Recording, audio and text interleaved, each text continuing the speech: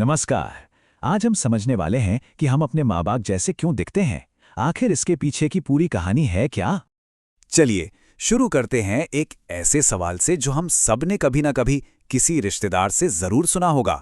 कभी सुनने को मिलता है, अरे इसकी आंखें तो बिल्कुल अपनी माँ पर गई हैं, तो कभी मुस्कान तो हूबहू पापा वाली है। तो ये जो होता है ना कि माँ की आंखें मिल गईं या पापा की नाक, इस चीज का एक साइंटिफिक नाम भी है, वंशानुक्रम, या जिसे हम हेरिडिटी कहते हैं। सीधी सी बात है, एक पीढ़ी से दूसरी पीढ़ी में गुणों का सफर। और मजे की बात यह है कि ये विरासत सिर्फ मम्मी पापा से ही नहीं मिलती। कई बार तो गुण एक पीढ़ी छोड़कर भी आ जाते हैं। तो अगली बार कोई कहे कि आपकी कोई आदत आपके दादाजी जैसी है, तो चौंकिएगा मत, वो बिल्कुल सही हो सकते हैं। लेकिन सवाल यह है कि ये जानकारी आखिर एक पीढ़ी से दूसरी पीढ़ी तक जाती कैसे है? इसका जवाब हमारे शरीर की हर एक कोशिका, हर एक सेल के अंदर छिपा है। डीएनए को आप ऐसे समझिए कि वो एक बहुत ही छोटा धागे जैसा मॉलिक्यूल है, जिसके अंदर एक इंसान को बनाने का पूरा ब्लूप्रिंट, मतलब पूरी की पूरी डिजाइन की किताब लिखी हुई है। और कमाल की बात तो ये है कि इस छोटे से धागे में कितनी सारी जानकारी भरी होती है। आंखों का रंग कैसा होगा, स्किन का कलर, हाइट, बालों का टाइप, यहां तक कि नाक की शेप कैसी होगी, और ऐसे हजारों दूसरे गुण।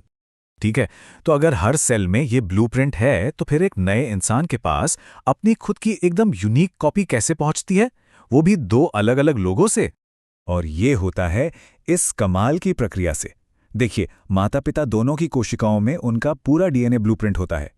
फिर बनती हैं खास कोशिकाएं, जिन्हें हम गैमीट्स कहते हैं, जिनमें माता पिता का सिर्फ आधा आधा डीएनए होता है। और जब ये दोनों मिलती हैं, मतलब फर्टिलाइजेशन होता है, तो एक बिल्कुल नई कोशिका बनती है, जिसे जाइगोट कहते हैं। और इसी जाइगोट में होता है डीएनए का एक बिल्कुल नया, एकदम यूनिक कॉम्बिनेशन, आधा माँ से आधा पिता से।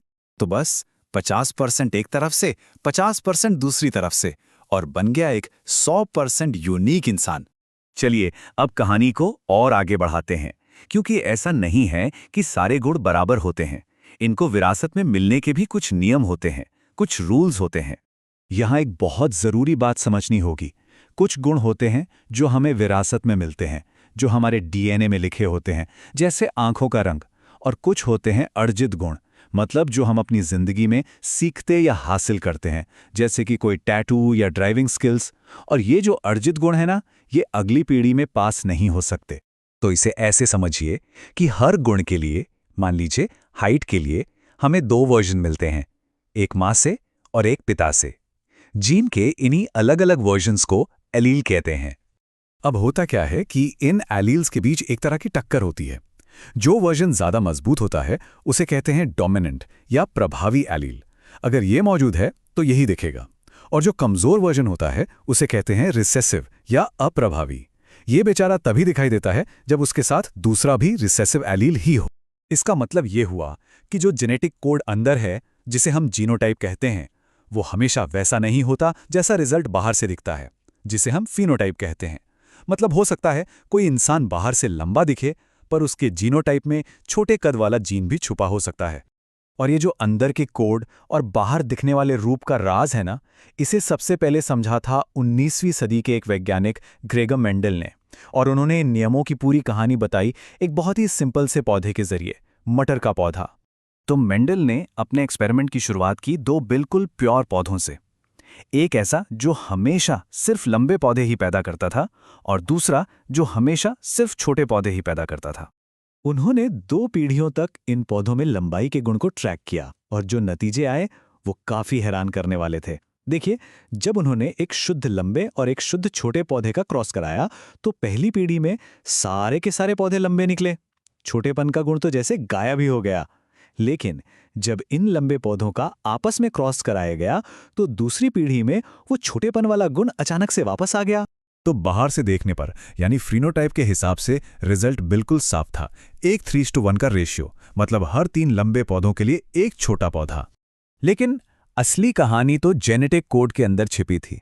जब मेंडल ने जीनोटाइप को देखा, तो पता चला कि जो पौधे लंबे दिख रहे थे, उनमें से 2 पौधे असल में हाइब्रिड थे। मतलब वो अपने अंदर छोटेपन का जीन भी छिपाए हुए थे, जो अगली पीढ़ी में फिर से सामने आ सकता था। और ये बात कितनी कमाल की है कि आज से करीब 150 साल पहले मटर के खेत में खोजे गए ये सिंपल से नियम ही हमारे जेनेटिक कोड की पूरी कहानी को समझने की बुनियाद हैं। तो ये हमें एक दिलचस्प सवाल पर लाकर छोड़ देता है कि अगर हमारे दिखने वाले गुण हमारा फीनोटाइप हैं, तो हमारे जीनोटाइप में अगली पीढ़ी के लिए कौन सी छुपी हुई कहानियां, कौन से छिपे हुए निर्देश मौजूद हो सकते हैं।